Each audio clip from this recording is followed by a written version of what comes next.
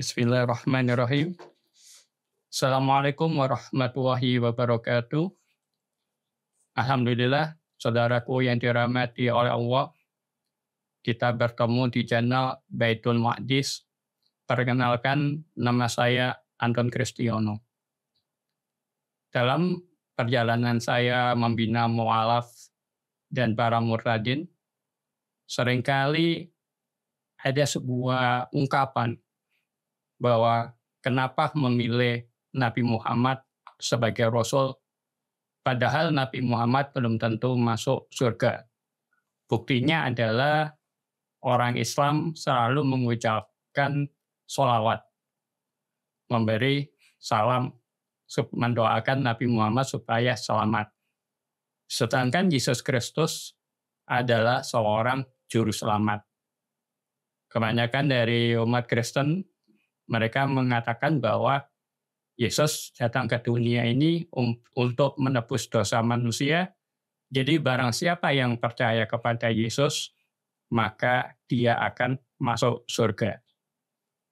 Dalam kesempatan kali ini, saya ingin membedah siapakah yang nanti akan masuk surga? Apakah Nabi Muhammad SAW ataukah Yesus Kristus? Dalam keyakinan Islam, Yesus Kristus adalah Isa Al-Masih, putra Maryam. Di sini saya akan mengungkapkan beberapa ayat dalam Al-Quran, baik tentang Nabi Muhammad maupun Yesus Kristus, siapakah yang akan masuk surga. Tuduhan bahwa Nabi Muhammad belum tentu masuk surga adalah tuduhan yang tidak berdasar. Sebab dalam surat Al-Quran, surat Al-Fat, ayat 1-3 disebutkan, sesungguhnya kami telah memberikan kepadamu Muhammad kemenangan yang nyata, supaya Allah memberikan ampunan kepadamu terhadap dosamu yang terlalu dan yang akan datang, serta menyempurnakan nikmat-Nya atasmu dan memimpin kamu kepada jalan yang lurus, dan supaya Allah menolongmu dengan pertolongan yang kuat. Surat Al-Fat ayat 1-3. Jadi kemenangan atau keselamatan bagi Nabi Muhammad itu merupakan sesuatu yang nyata. Kemudian, dalam surat Al-Kautsar ayat 1 disebutkan, sesungguhnya aku berikan kepadamu Al-Kautsar. Mengenai tafsir Al-Kautsar disebutkan dalam hadis dari Anas bin Malik radhiyallahu an, bahwa suatu ketika Rasulullah SAW terbangun dari tidur sambil tersenyum. Apa yang membuat Anda tertawa, wahai Rasulullah? Tanya kami. Kemudian Rasul menjawab, baru saja turun kepadaku satu surat. Kemudian Nabi Muhammad SAW membaca surat Al-Kautsar hingga selesai. Kemudian beliau bertanya, tahukah kalian apa itu Al-Kautsar? Jawab sahabat, hanya Allah dan Rasul-Nya yang tahu. Kemudian Rasul bersabda, ini adalah sungai. Allah janjikan untuk diberikan kepadaku di surga jumlah gayungnya sebanyak bintang. Hadis riwayat Muslim 400, Ahmad 11.996, Nasai 904, Abu Daud 784, dan yang lainnya. Jadi di sini jelas saudaraku, menurut surat Al-Kautsar ayat 1, pasti dijamin Rasulullah akan masuk surga yang disebut Al-Kautsar tadi. Kemudian satu contoh lain, ada hadis dari Aisyah radhiyallahu anha. Rasulullah SAW bersabda, tidak ada seorang pun yang dimasukkan surga oleh amalnya. Para sahabat bertanya, termasuk Anda, wahai Rasulullah? Termasuk saya, hanya saja Allah meliputi dengan ampunan dan rahmat-Nya, jawab Rasulullah. Hadis riwayat Bukhari 6467, hadis riwayat Ahmad 15.236. Hadis ini menunjukkan bahwa Nabi SAW telah mendapatkan jaminan masuk surga. Karena Allah telah meliputi beliau dengan ampunan dan rahmat-Nya, yang dengan itu beliau dijamin masuk surga. Di sini memang kemudian muncul pertanyaan lain, apakah Yesus Kristus akan masuk surga? Tadi udah jelas sebenarnya masih banyak ayat-ayat dalam Al-Quran yang menyatakan bahwa Nabi Muhammad masuk surga. Nah, sedangkan untuk Yesus Kristus atau Isa Al-Masih ini sesungguhnya dalam Islam dianggap sebagai seorang yang mulia. Yesus atau Isa Al-Masih merupakan orang yang terkemuka di dunia dan di akhirat. Salah satunya adalah disebutkan dalam surat Al-Imran ayat 45.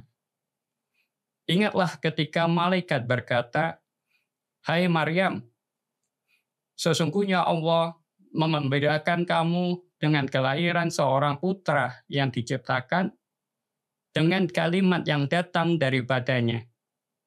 Namanya Al-Masih, Isa putra Maryam, seorang terkemuka di dunia dan di akhirat, dan termasuk orang-orang yang didekatkan kepada Allah."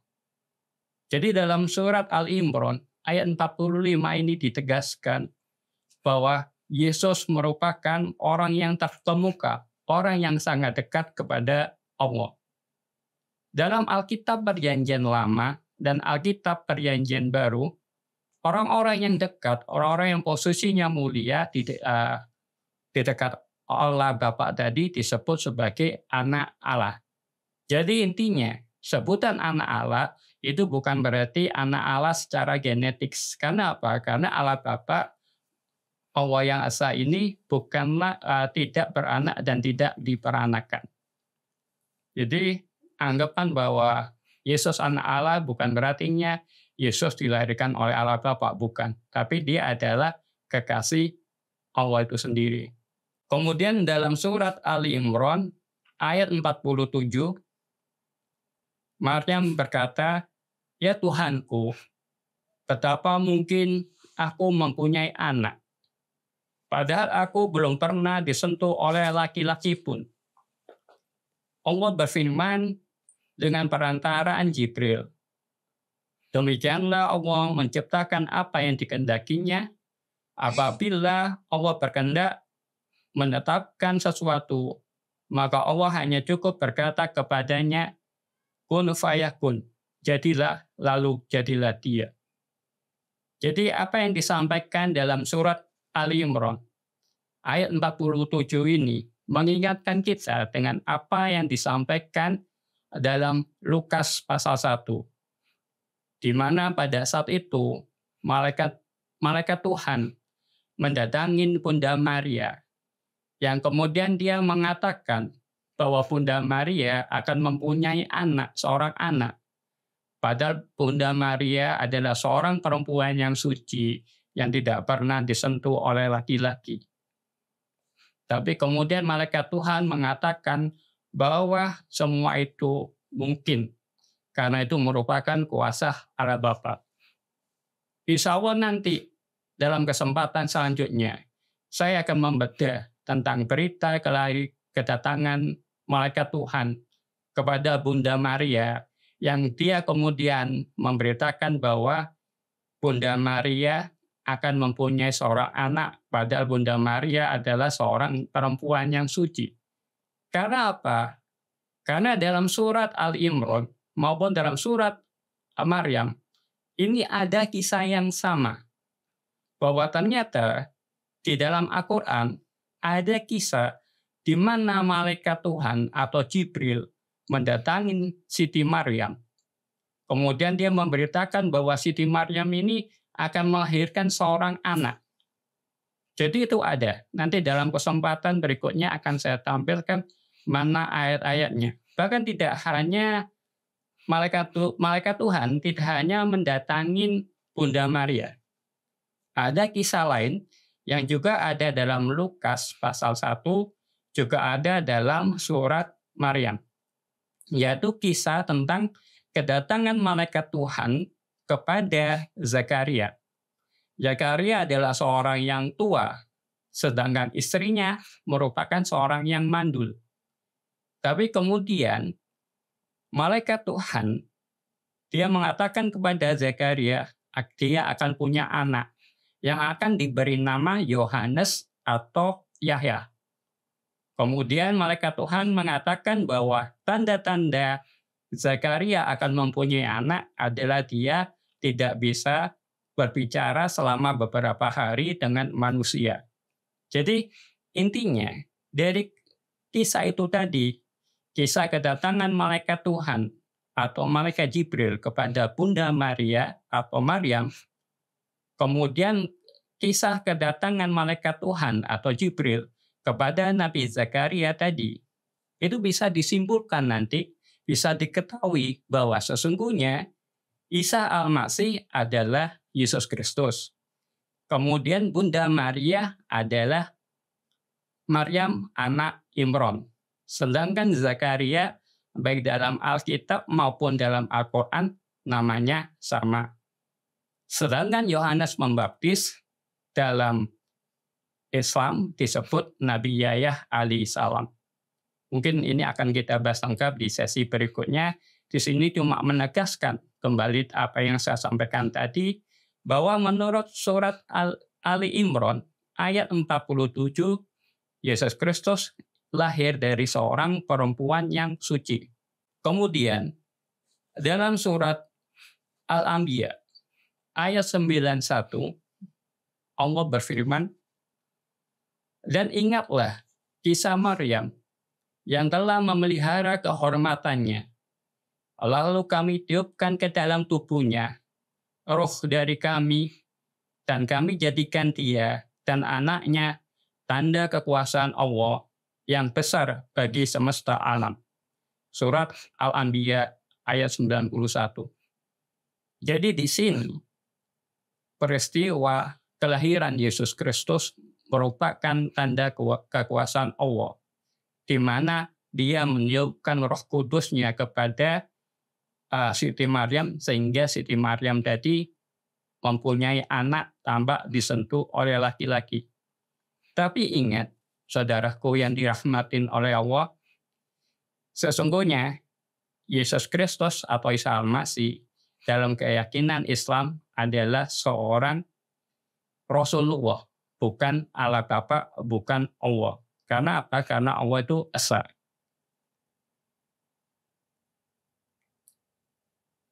Kemudian dalam surat Ali Imran ayat 49 disebutkan bahwa Yesus Kristus adalah pribadi suci yang penuh Roh Kudus untuk melakukan banyak mukjizat. Surat Ali Imran ayat 49, dan sebagai Rasul kepada Bani Israel yang berkata kepada mereka, sesungguhnya aku telah datang kepadamu dengan membawa sesuatu tanda mukjizat dari Tuhanmu, yaitu aku membuat untuk kamu dari tanah berbentuk burung. Kemudian aku meniupnya, maka ia menjadi seekor burung dengan seizin Allah. Dan aku menyembuhkan orang yang buta sejak dari lahirnya, dan orang yang berpenyakit sopak. Dan aku menghidupkan orang mati dengan seizin Allah. Dan aku kabarkan kepadamu apa yang kamu makan dan apa yang kamu simpan di rumahmu. Sesungguhnya pada yang demikian itu adalah suatu tanda kebenaran kerasulanku bagimu, jika kamu sungguh-sungguh beriman. Surat Ali Imran ayat 49. Jadi saudaraku, dalam surat Ali Imran ayat 49 ini sesungguhnya memang dikisahkan tentang mukjizat-mukjizat Yesus yang ada dalam Alkitab. Termasuk tadi Yesus bisa menghidupkan orang mati, Yesus atau Isa Al-Masih ini bisa menyembuhkan orang buta. Tapi semua itu adalah tanda kerasulannya.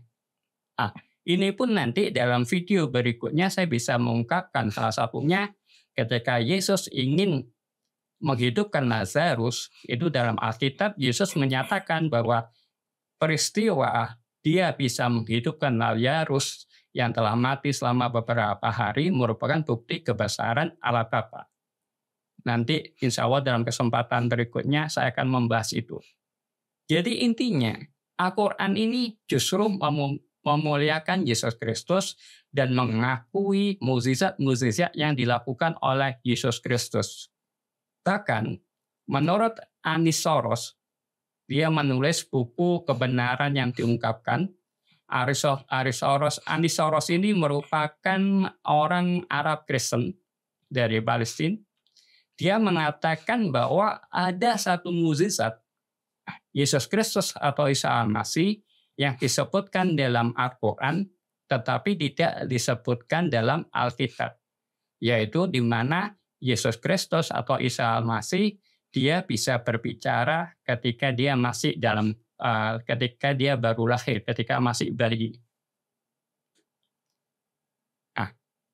Di sini kemudian pertanyaan besarnya adalah apakah Yesus masuk surga?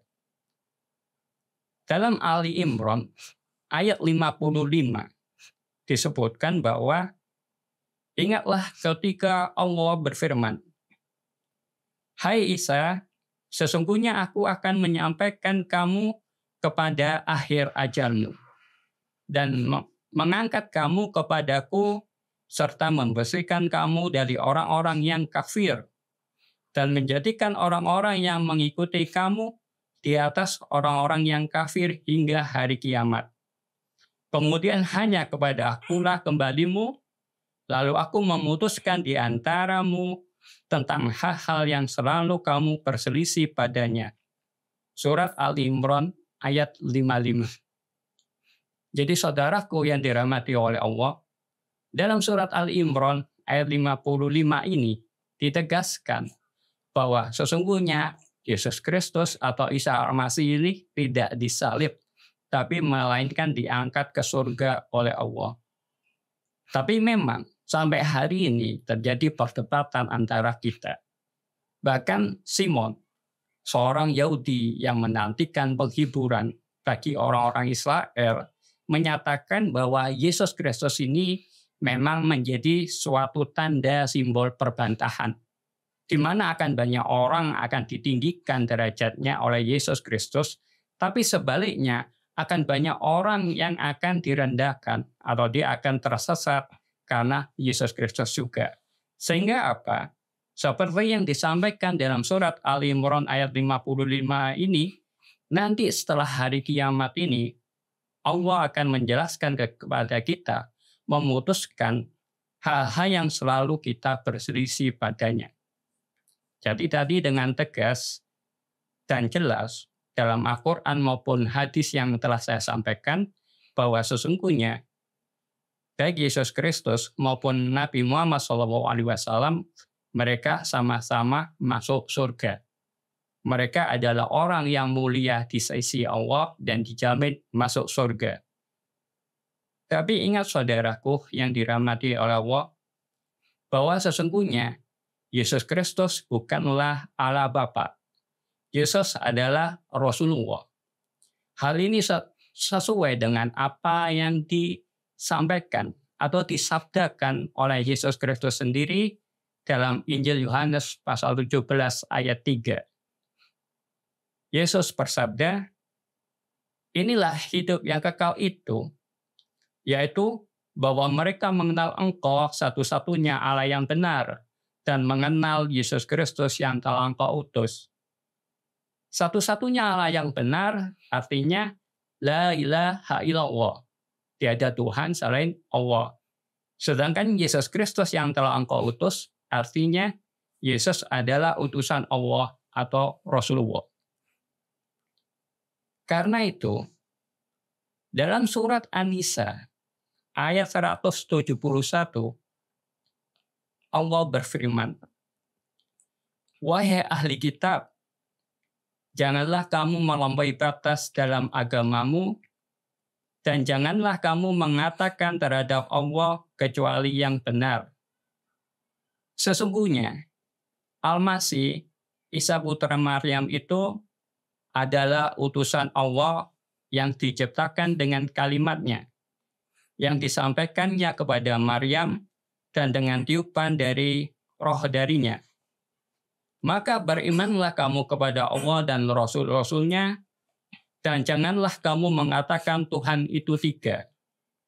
Berhentilah dari ucapan itu lebih baik bagimu. Sesungguhnya Allah Tuhan yang Maha Esa, Maha Suci Allah dari mempunyai anak. Segala yang di langit dan di bumi adalah kepunyaannya. Cukuplah Allah menjadi pemelihara. Surat An-Nisa ayat 171. Jadi apa yang disampaikan oleh Yesus Kristus dalam Injil Yohanes pasal 17 ayat 3 yang menyatakan bahwa satu-satunya Allah yang benar, yang berarti Allah Maha Esa, la ilaha illallah, dan Yesus Kristus yang telah Engkau utus, yang berarti Yesus adalah utusan Allah, Yesus adalah Rasulullah, itu juga dibenarkan oleh surat An-Nisa ayat 171. Bahkan, Yesus Kristus sendiri menyatakan bahwa orang yang masuk surga bukanlah orang yang menyebut Tuhan, Tuhan, Tuhan Yesus Kristus. Orang-orang yang masuk surga bukanlah orang yang menuhankan Yesus Kristus. Sebaliknya, Yesus menyatakan bahwa orang yang masuk surga adalah orang yang melakukan kehendak Bapa di surga. Dalam Matius pasal 7 ayat 21 sampai dengan 23, Yesus bersabda, "Bukan setiap orang yang berseru kepadaku, Tuhan, Tuhan, akan masuk ke dalam kerajaan surga, melainkan dia yang melakukan kehendak Bapakku yang di surga. Pada hari terakhir, banyak orang akan berseru kepadaku, Tuhan, Tuhan, bukankah kami bernubuat demi namamu, dan mengusir setan demi namamu, dan mengadakan banyak mukjizat demi namamu juga? Pada waktu itulah, aku akan berterus terang kepada mereka dan berkata, aku tidak pernah mengenal kamu. Enyalah daripadaku, kamu sekalian pembuat kejahatan." Matius pasal 7 ayat 21 sampai dengan 23. Jadi jelas, Yesus dalam Matius pasal 7 ayat 21 sampai 23 ini justru menegaskan orang-orang yang menyebut dia Tuhan itu nanti pada hari kiamat nanti Yesus mengatakan dia tidak mengenal mereka. Bahkan dia mengatakan kepada mereka, enyalah daripadaku kamu sekalian pembuat kejahatan. Karena apa? Karena menurut Matius pasal 7 ayat 21 sampai 23 ini, yang masuk surga bukanlah orang yang menyebut dia Tuhan, tapi melainkan orang yang melakukan kehendak Allah Bapa di surga. Jadi demikian saudaraku yang dirahmati oleh Allah, apa yang bisa saya sampaikan, di mana bahwa Nabi Muhammad dan Yesus Kristus merupakan orang yang mulia di sisi Allah dan dijamin masuk surga. Sedangkan orang-orang yang mempercayai Nabi Muhammad maupun Yesus Kristus sebagai utusan Allah, sebagai Rasulullah, dan kemudian mereka orang-orang yang melakukan kehendak Allah Bapa atau perintah Allah Subhanahu wa taala, itulah orang-orang yang masuk surga. Demikian apa yang bisa saya sampaikan. Jika ada benarnya, itu semata-mata dari Allah, dan jika ada kesalahannya, itu merupakan kekilafan saya. Mohon maaf atas kata-kata yang kurang berkenan. Wassalamualaikum warahmatullahi wabarakatuh.